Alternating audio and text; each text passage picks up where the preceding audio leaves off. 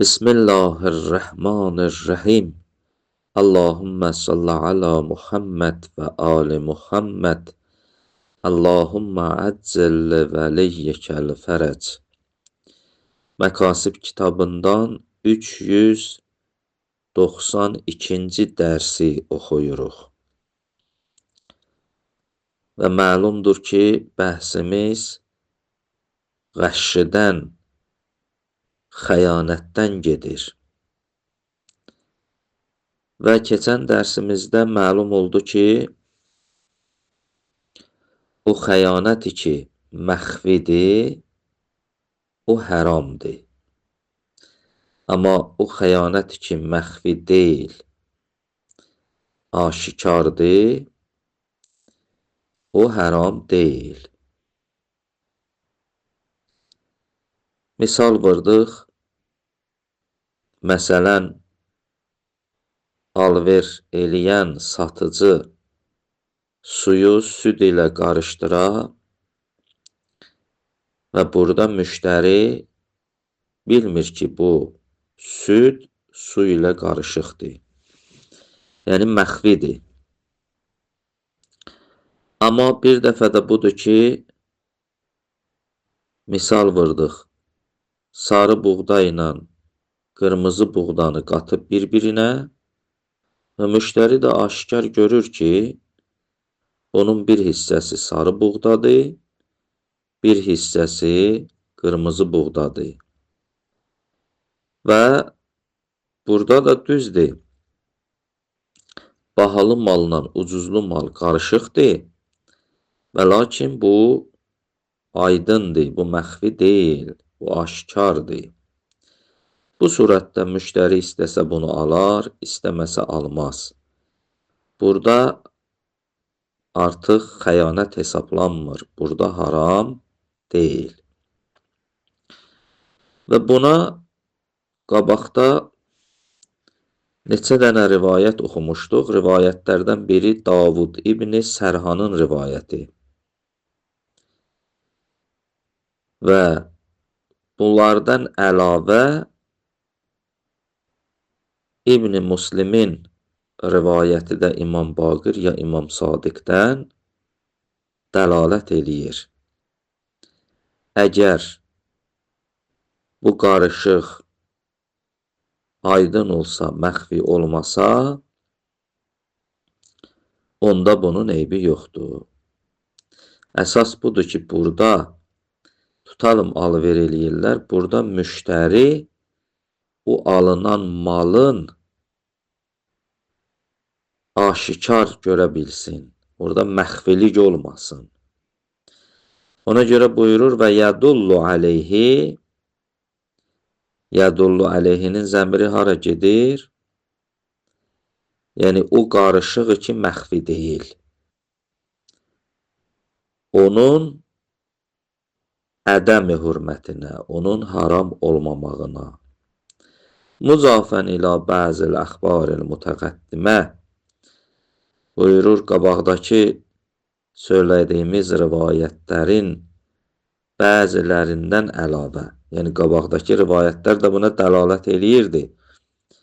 Məsələn, Davud İbn-i Sərhanın rivayəti ki, keçən dərsimizdə oxumuşuq.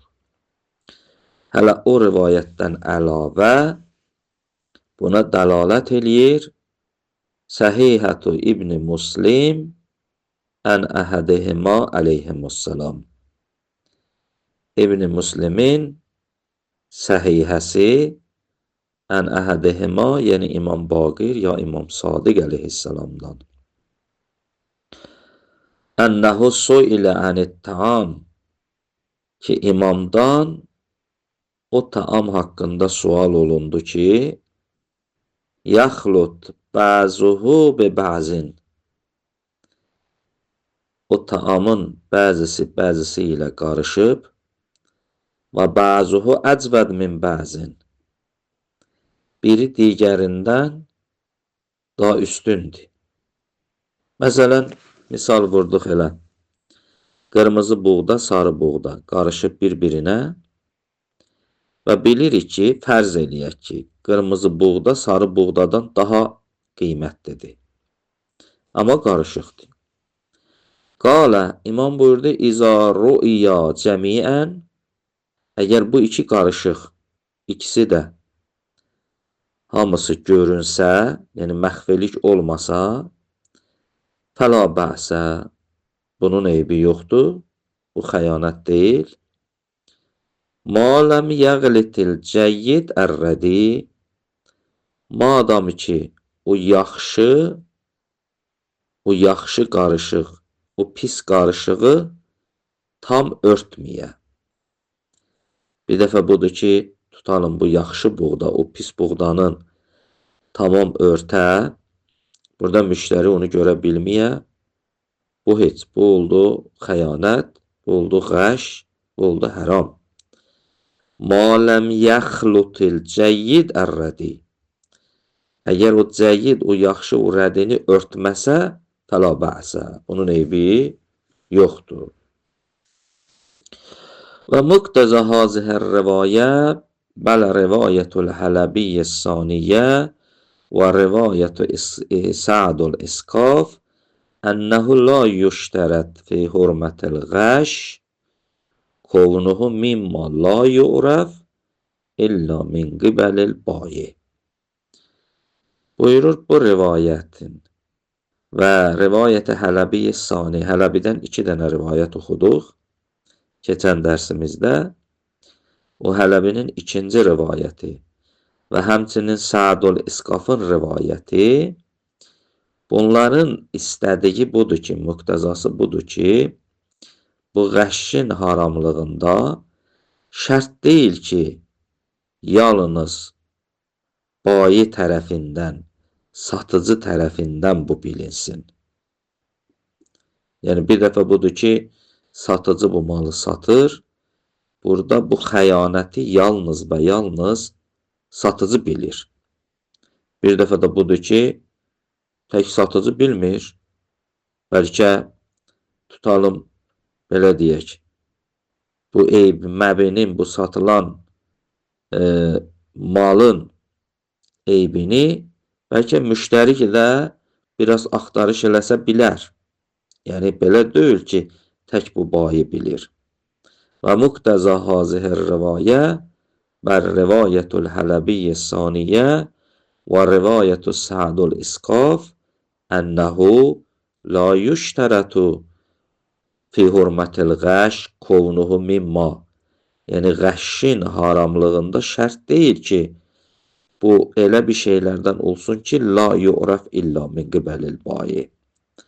Bu yalnız və yalnız bayi tərəfindən bilinə. Bəlkə müştəri də, məsələn, biraz təhqiqat eləsə, biləcək ki, burada qəşşi var. Fəyəcibul elan bil eybil qeyril xəfi. Bəs burada vacibdir, əgər bir eyb ki, qeyru xəfi olsa, yəni bir dəfə bu eyb gizlin eybdir, bir dəfə aşkar eybdir. Buyurur, əgər bir eyb ki, xəfi olmasa da, gizli olmasa da, yenə də bayinin, satıcının haqqı budur ki, müştəriyə elan eləsin, desin ki, bu mal eyblidir. İlla ən yunəzzələl hurmə fi məvariti rivayatı səlas əla ma iza təammədəl qəş bi ricai təlbis ələl müştəri və ədəmut təfəttünlə. Məgərin ki, o surətdə elam lazım deyil ki, deyək ki, hörmət, haramlıq bu 3 dənə rivayətdə o yeri deyir ki, burada satıcı bilərəkdən istəyir ki, müştəriyə burada bu iş gizlin qala və müştəri bunu anlamaya. Və in kana min şa'ni zalikəl eyb ən yətəfaddənlə. Baxmayaraq, o eyb də bir eybdir ki, əgər müştəri özü biraz axtarış eləsə, artıq biləcəkdir. Bu surətdə elan vacib deyil. Müştəri çünki özü burada təhqiqat eləsə, biləcək bu eybi. Əgər təhqiqat eləmirsə, artıq razı olursa buna, deməli, müştərinin buna razılığı var. Onda elan burada lazım deyil. Lazım deyil ki, burada satıcı elan eləsin, desin ki, bəli, burada qarışıqlıq var. Fəla yədullur rivayat əla vücubul elam. Burada bu rivayətlər dəlalət eləmir ki, burada satıcı müştəriyə elan eləsin. İza kanəl eyb min şənihi ət-təfəttun lə.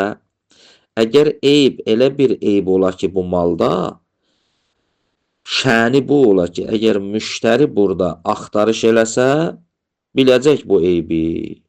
Bu surətdə lazım deyil ki, burada bayi gəlsin, elan eləsin müştəriyə, desin ki, bu malda eyb var. Fəqəssərəl müştəri və saməhə fil mülahəzə. Burada müştəri, məsələn, təqsirkardır. Müştəri burada tənbəllik eləyə, axtarış eləməyə, mülahizə eləməyə, səhlənkarlıq eləyə. Əgər eləməsəydi səhlənkarlıq, axtarış eləsəydi, baxsaydı, bilərdi ki, burada malda eyb var. Bu satılan malda eyb var. Və lakin müştəri burada təsamuh eləyir, səhlənkarlıq eləyir. Özü tənbəllik eləyir, axtarış eləmir, axtarış eləmədiyi üçün də bilmir. Bu surətdə lazım deyil ki, bu satıcı burada müştəriyə elan eləsin, desin ki, burada eyb var. Çünki müştəri istəsə bu eybin bilməyini, elə biraz təhqiqat eləsəydi, biləcəkdir. Və lakin özü eləmir və özü razıdır bu alverə. Və burada da vacib deyil ki, burada satıcı gəlsin buna elan eləsin. Elhamdülillahi Rabbil aləmin.